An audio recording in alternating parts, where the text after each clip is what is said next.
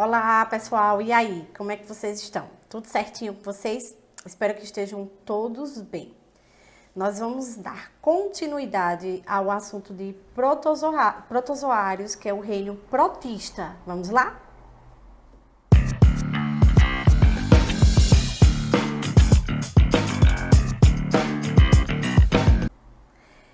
Vejam só, nesse aqui, na aula anterior, nós vimos reino protista, no caso, os protozoários, né? No caso, os animais, né?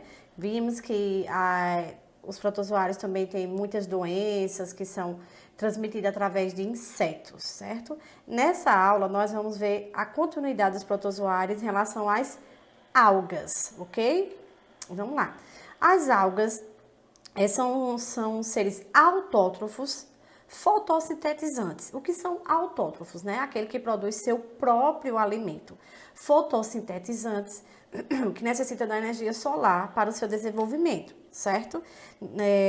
Outra coisa também, as substâncias que elas necessitam, no caso as inorgânicas, que é a da luz do ambiente, no caso da luz solar, que é a fotossíntese. E outra coisa também são seres eucariontes. O que é seres eucariontes? São seres que possuem a membrana plasmática, o citoplasma e o núcleo, certo? Foram os primeiros seres vivos. Tem seres unicelulares, multicelulares, pluricelulares, ok? A essa espécie. Lembrando que eles são seres autotrófos, fotossintetizantes, dotados de clorofila, que é aquela pigmentação verde que as plantas têm. Outra coisa também, existem algumas algas formadas apenas por uma célula, no caso eles são unicelulares, outras por colônias, certo? Existem aquelas que são macroscópicas, pluricelulares, formadas por várias células, tecidos, órgãos. O corpo de uma alga, geralmente ela é formado por um talo, certo? Ou seja, ela não possui raiz, caule ou até mesmo folha, certo?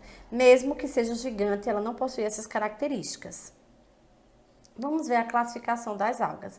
As algas são classificadas por várias, no caso, euglenoides, dinófitas, a gente vai ver cada uma delas. A primeira é euglenoides, ok? Essa espécie, ela inclui mais ou menos umas 900, certo? São protistas flagelados que possuem uma locomoção, que é um flagelo que facilita a sua locomoção e a sua alimentação, certo? Geralmente, a maioria deles vive em ambientes de água doce, ok? Os representantes desse filo apresentam um flagelo maior e um menor, mas que não chega a emergir toda a célula, tá? É apenas um flagelo maior e outro menor para sua locomoção e sua alimentação. São seres unicelulares, tá? E alimentam-se de partículas orgânicas que é retirada do meio em que ela vive, certo? Portanto, esse tipo aí, elas são heterótrofas. No caso, ela vai em busca do seu alimento. Então, existem algas heterótrofas e autótrofas. Essa é heterótrofas, tá?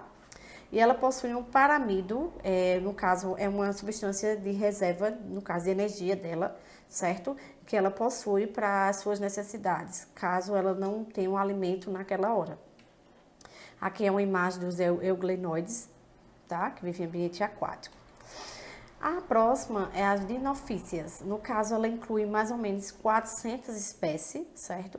Vive em ambientes marinhos e também existem espécies de água doce. São organismos unicelulares, possuem uma única célula, com 2 flagelos também. Um dos flagelos, ele forma uma espécie de um cinto, certo? Enquanto o outro é um perpendicular, certo? A isso aí. Esses flagelos faz com que os dinoflagelados se locomovam. Lembrando que essa espécie aí, os dinoflagelados, é que ela deixa a maré vermelha. Dá uma ideia de um ambiente poluído, tá? Por quê? Porque quando ela fica aquela maré vermelha, ela fecha toda a superfície, tá certo? No caso do ambiente aquático, impedindo a entrada de luz solar, certo? Então, os seres que ali vivem não conseguem fazer a fotossíntese. Por não conseguir fazer a fotossíntese, eles morrem e aquele ambiente ali, ele fica um ambiente contaminado, porque vai existir seres decompositores, como fungos e bactérias ali, ok? Aqui é um exemplo de uma espécie, certo? Aí, em seguida, temos a crisofícias. No caso, inclui mais ou menos 100 espécies com coloração dourada, certo? Existem espécies incolor. A dourada é resultado de uma pigmentação que é a fluoxantina, que são, essa espécie, elas é unicelulares, eles possuem apenas uma única célula, mas também pode ser formado por colônias, vive em ambientes aquáticos, certo? Existe um carboidrato, que é uma reserva de energia, chamada de crisolaminarina, certo? No caso, essa espécie, essa substância é energia desse tipo de alga, tá? Cada alga, ela tem sua reserva de energia. Pronto, a gente mesmo, nós seres humanos, nós temos a ATP, né? Que é a adenosina trifosfato, que é o local onde fica a reserva de nossa energia. Então, cada alga, ela tem o seu local onde ele vai reservar essa energia, esse alimento que ela necessita, ok? Aqui é um exemplo dela, tá? De ambiente aquático. Em seguida, nós temos as quase não sai. Bacillariophysias, que inclui mais ou menos 10, quer dizer, mais de 100 mil espécies, né? Também são chamadas de atomáceas, tá? Algumas são unicelulares, que no caso possuem uma única célula também, e pode viver em colônias, certo? Vive em ambientes aquáticos também. No caso, além de formarem a base das teias alimentar aquática, essas algas ela têm uma boa parte do oxigênio dissolvidas na atmosfera. Então, elas pegam o oxigênio que é dissolvido na atmosfera para ela. Então, ela possui essa grande parte de oxigênio que a atmosfera tem, ela absorve para ela, ok? Aí é um exemplo dela, certo? Tem as clorofícias, inclui mais ou menos em torno de 17 mil espécies de algas de coloração meia verde, que podem ser encontradas em diversos ambientes aquáticos, como de água doce, salgada e terrestre também. São encontradas também a associação mutualísticas com o fungo. O que é uma associação mutualística? É um tipo de associação onde ambos são beneficiados na relação, tá certo? Formando os linkers. Exemplo, essa alga, em suas raízes tem os fungos. Os fungos ajudam a água no caso, pegar o oxigênio que ela precisa e ela ajuda esse fungos a se alimentar. Então, eles formam os linkens, tá certo? Então, essa relação que existe os fungos e as algas é uma relação mutualística, ok? Então, existem espécies unicelulares, com uma única célula, e também multicelulares. Isso é um exemplo, também conhecido como alface do mar, serve de alimento para os japoneses também, tá? A maioria dessas algas, os japoneses se alimentam dela, ok? Rodophysias, inclui mais ou menos 6 mil espécies de alga, a coloração dela é meio avermelhada, possui uma substância chamada figobilina, que dá justamente essa cor. Essas algas vivem em ambientes marinhos, também água doces e úmidos, e possui poucos representantes unicelulares, tá bom? Aí é um exemplo delas. Depois tem as feofícias, ela inclui mais ou menos cerca de 1.500 espécies, a coloração dela é meio parda, certo? É um grupo mais complexo de algas, possui espécies marinhas, ok? Seu corpo é bem diferenciado dos demais, possui caule e folhas, a maioria não possui, lembram disso? Era um talo. E possui tecido condutor. O tecido condutor é o tecido vascular, que leva os nutrientes da raiz às folhas, tá? Não são comuns nos trópicos, e o representante desse é o sargaço, que serve de alimento para os peixes, que a gente encontra muito na praia, que a gente diz que é um ambiente sujo. Na realidade, aquilo ali é um sargaço, é uma alga chamada feofícias, que alimenta os peixes, tá? Que parece um ambiente sujo, mas na realidade não é. Aí é um exemplo dela, tá? Como as algas se reproduzem? De duas maneiras, gente, assexuada e sexuada. Tem a assexuada, é aquela que não necessita do outro indivíduo para que haja reprodução. É chamada de divisão binária, onde uma espécie se divide em duas com a mesma quantidade de cromossomos da célula original, que é um processo chamado mitose, que é o processo mitótico. Lembram disso? E tem a zoosporia, no caso, são algas também multicelulares, formadas por muitas células, certo? Que tem um talo, formado por um talo, como eu falei, e nesse talo tem flagelos que servem para a sua locomoção, certo? E daí dá origem, esse talo, no caso, que possui, dá origem a outras algas, tá? Esse processo. Aí, ó. A formação dos zoósperos, tá? É o tipo de reprodução assexuada. E desse talo aqui, ó, dá origem, essa parte aqui, que é a zoosporia, dá origem a outras algas, tá certo? Desse lado aqui, ok? E a reprodução sexuada é um tipo de reprodução onde o ser necessita do outro para que haja a reprodução, a fecundação. No caso, aí é uma troca do material genético, tá? Tem a alternância de geração, no caso é justamente a geração de indivíduos haploides e diploides, certo? Com a metade e o total de cromossomos.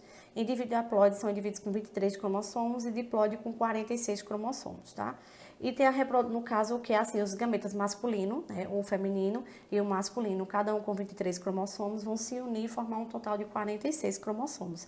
Aí isso se chama alternância de gerações, que é a troca do material genético. E tem a conjugação, que são algumas algas filamentosas de água doce, que vivem pareadas de dois indivíduos, mais ou menos, certo? E por um canal de comunicação, essas células passam, tá certo?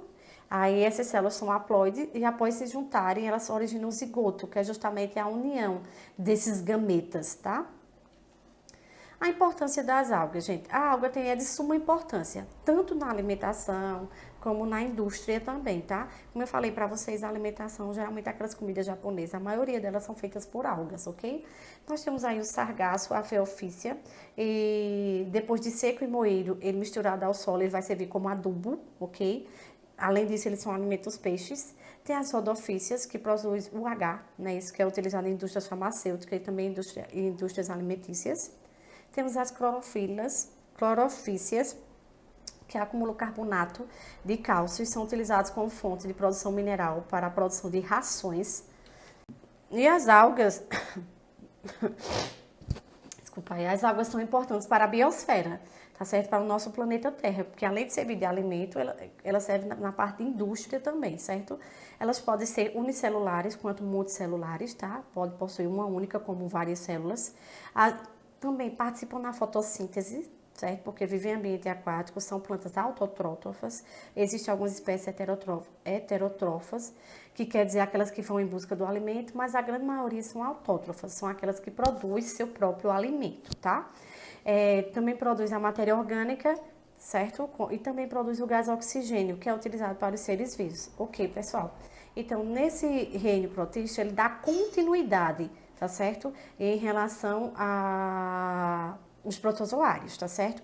Então, o reino protísteo, ele tem um lado animal e o lado vegetal, que são os protozoários, que são, a maioria são causadores de doenças transmitidas pelos insetos, e tem as algas, que é de grande benefício em relação tanto nas indústrias alimentícias, como também na parte de adubo, de orgânico e entre outros, tá?